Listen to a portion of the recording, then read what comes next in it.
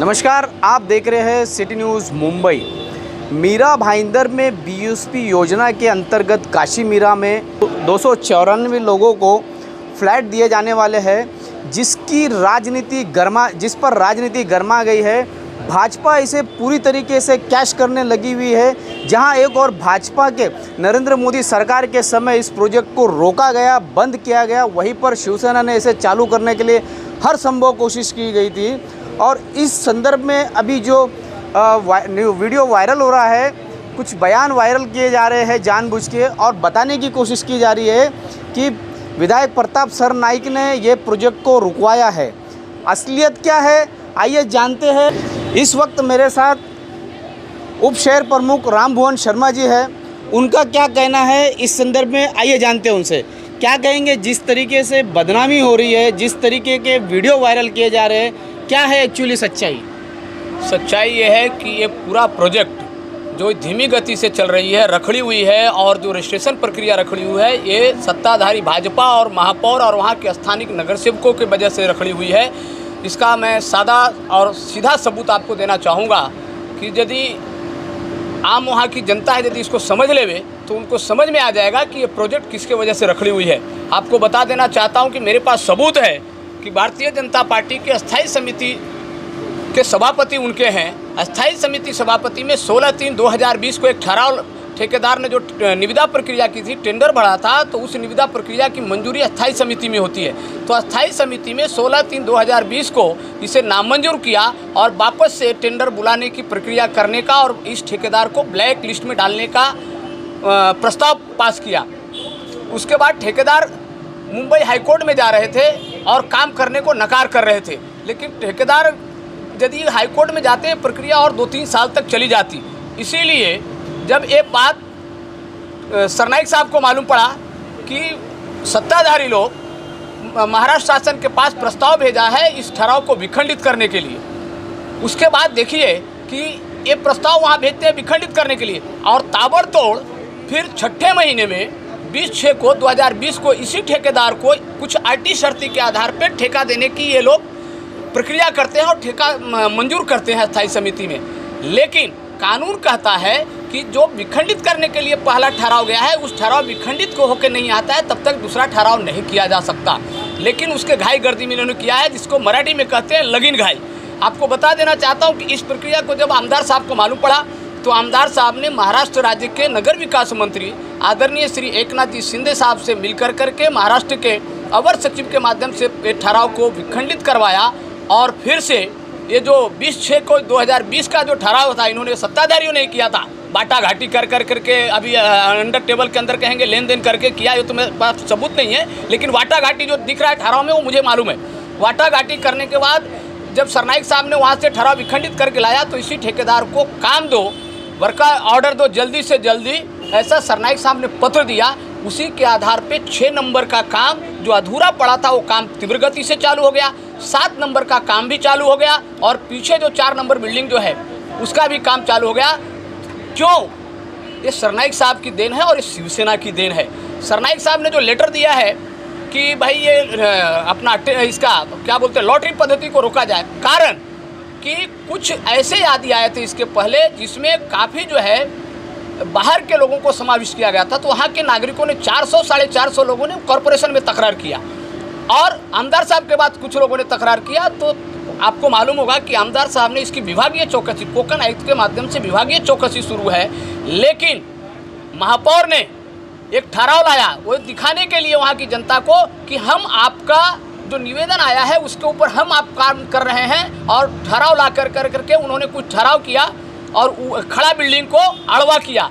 लेकिन खड़ा बिल्डिंग को अड़वा करने में शिवसेना की अहम भूमिका रही है। माननीय आमदार सरनाईक साहब के माध्यम से, उनके मार्गदर्शन में मैंने इसका पत्र व्यवहार किया, आयुक्त को मजबूर किया, प्रशासन के माध्यम से प्रस्ताव लाना पड़ा, और महासभा में महापौर को, और इतना तक ही नहीं, जो विपक्ष के जो नगर सेवक थे, विरोधी पक्ष नेता प्रवीण पाटिल, कांग्रेस के गठ नेता जुबेर ईनामदार से कुछ लोगों के साथ मैंने मिलकर उनके पास गया, इन लोगों ने विषय रखा।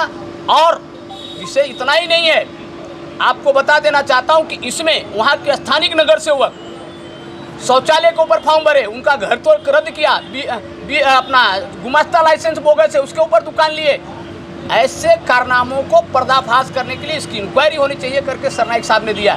और उसके बाद भी महापौर ने वहाँ पे लॉटरी पद्धति की, उसमें ऐसा दिखा कि भारतीय जनता पार्टी के लोग ही आपको घर दे सकते हैं। आमदार साहब को भी विश्वास में लिया नहीं, क्योंकि इस पर घोटाला है। इस प्रकार के खरी जो लाभार्थी हैं, सच्चे लाभार्थी, उनको घर नहीं मिला, इसकी चौकसी करते हुए पूरी प्रक्रिया करो।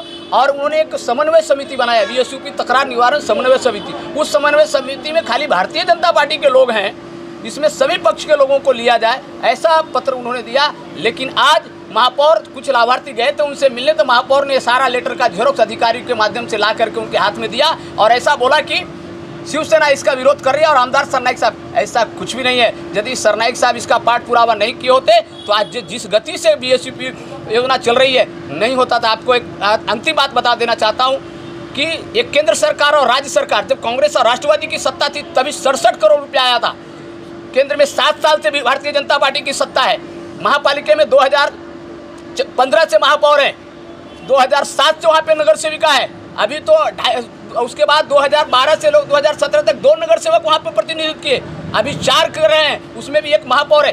1 रुपया भी महाराष्ट्र सरकार से और केंद्र सरकार से लोग नहीं ला पाए हैं। जो पहले आया हुआ है केंद्र सरकार राज्य सरकार से 67 करोड़ रुपया, उसके बाद आज 150 करोड़ रुपया माननीय आमदार साहब ने मंजूर करवाया है MMRDA के माध्यम से लोन के रूप में। उसमें से 40 करोड़ रुपया आया है और बाकी के पैसे जैसे जैसे काम होगा वैसे वैसे आएगा। तो मेरा स्पष्ट कहना है कि भारतीय जनता पार्टी के जो महापौर वहाँ पे बैठी है, वहाँ के नगर सेवक जो बैठे हैं, अपने काले कारनामों को छुपाने के लिए जनता को भ्रमित कर रही है। मैं जनता से आग्रह करता हूँ कि आपको घर दिलाने के लिए शिवसेना, हमारे आमदार प्रताप जी सरनाइक साहब, खासदार साहब और पालक मंत्री साहब और हम सभी शिव सैनिक उनके मार्गदर्शन में वचनबद्ध है, कटिबद्ध है। BSP योजनेमध्ये काय घोळ आहे, भाजप का असे करते आणि शिवसेनेची नेमकी काय भूमिका आहे त्या प्रोजेक्टबाबत, यासाठी माझ्यासोबत आहे शहर प्रमुख जयराम मेसे। काय आहे त्यांचं म्हणणं, त्यांच्याकडून ऐकून घेऊ।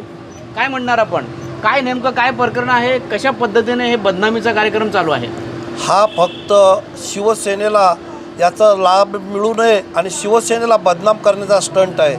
खरं म्हणाल तर भारतीय जनता पार्टीच्या कारकिर्दीमध्ये 10 वर्ष बंद पडलेला हा BSUP प्रकल्प आमदार सरनाईक साहेब यांच्या माध्यमातून यांनी आर्थिक तरतूद करून हा प्रोजेक्ट चालू केला।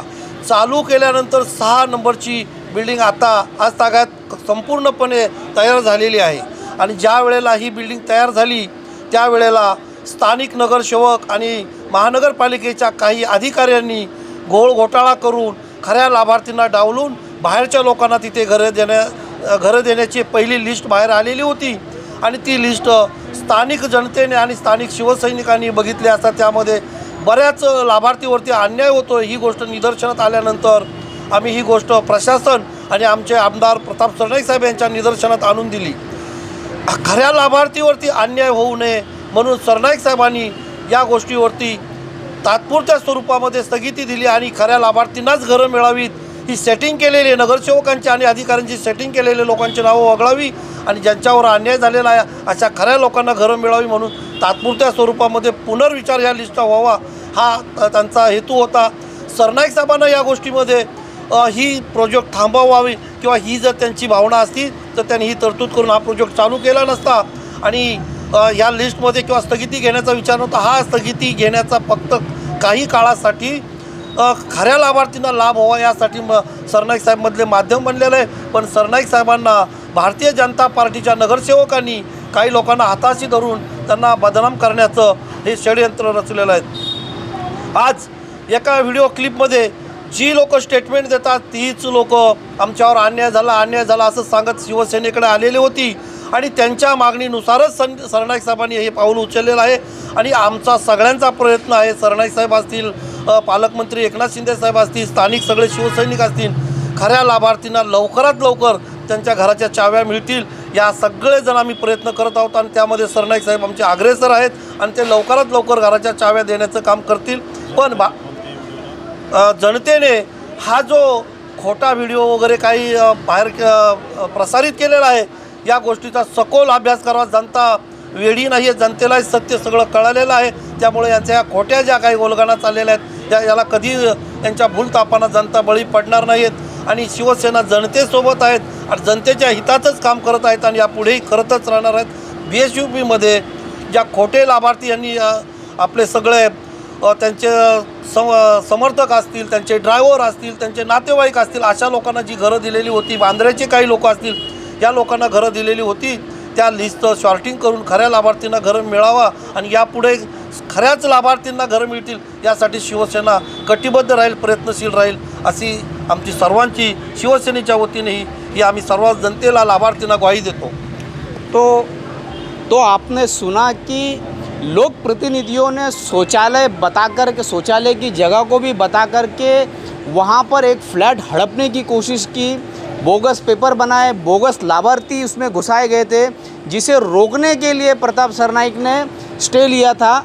उस स्टे को इन्होंने कुछ इस तरीके से पेश किया कि मानो BSP योजना का कामकाज प्रताप सरनाइक ने रुकवाया है, जबकि सच्चाई ये है कि कांग्रेस और शिवसेना के विधायक ने मिलकर के ये प्रोजेक्ट पूरा करवा रहे हैं। शिवसेना के विधायक प्रताप सरनाइक ने 150 करोड़ रुपए का लोन MMRD से सैंक्शन करवाया, जिसके लिए अब तक का उन्हें 40 करोड़ रुपए मिल चुके हैं। लेकिन भाजपा इसमें अपना हाथ बटाने के बजाय इसे अपना पूरा श्रेय लेने की कोशिश कर रही है। मोदी सरकार हो या फिर देवेंद्र फडणवीस की सरकार हो, किसी से भी 1 रुपया नहीं मिला है, इस तरीके का आरोप शिवसेना के पदाधिकारियों ने लगाया है। इसी तरीके की खबरों के लिए मेरे यानी शकील शेख के साथ बने रहे, देखते रहे सिटी न्यूज़ मुंबई।